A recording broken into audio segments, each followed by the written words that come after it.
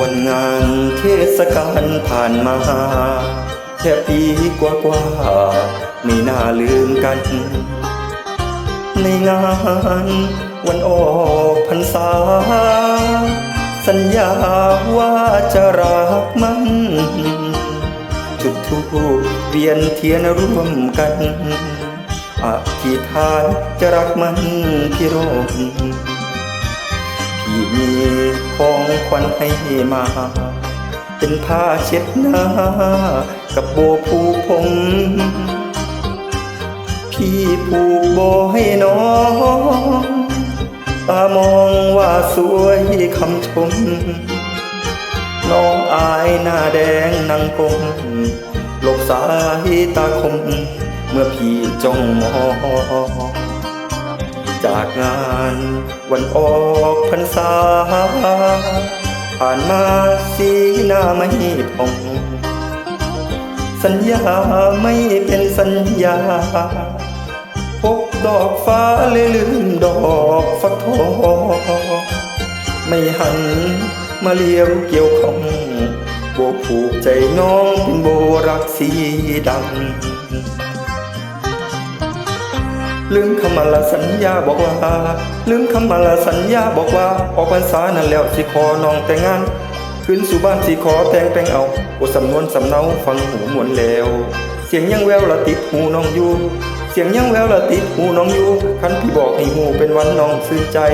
ผูกรักไว้โดยโบรักสีดำโดยก็จดจำเอาและใส่ใจใช้นั้นถึงวันนัดหมายชายมาเลยไม่เห็นหน้าเหมือนว่าความฝัน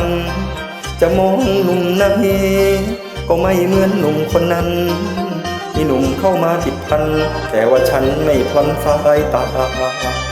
ว่าน้องยิ่งที่จริงไม่ใช่ดอกนาด้วยใจฉันรักมันไม่เสื่อมศรัทธายังจำละคำมั่นสัญญาตราบชีวานี้ยังจดจ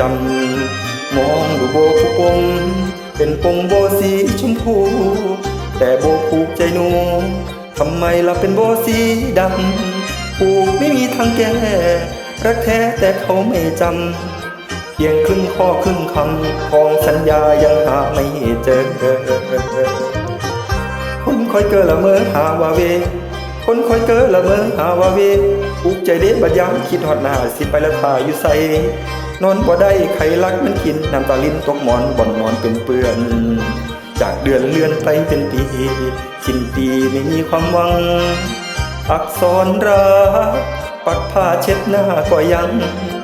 รูปหัวใจปักกลางหัวใจคู่ดูช้ำทุกคืนของฝากจากเขา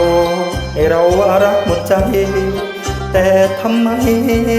ใจเขาไปรักคนอื่นโบผูกผมผ้าเช็ดหน้าน้องขอส่งคืนเอาไปให้ยิงคนอื่นสำหรับน้องไม่ต้องมาสนรักคนนี้ความเจ็บความช้ำรักคนนี้ความเจ็บความช้ำโบรักสีดำทำน้องมองมนส่งคืนคนบอกลบให้เคียงเสียงว่าโบบ่จะจำน้องมันซ้ำคนโซ่โตจอยรักเขาลงคอยหัวใจ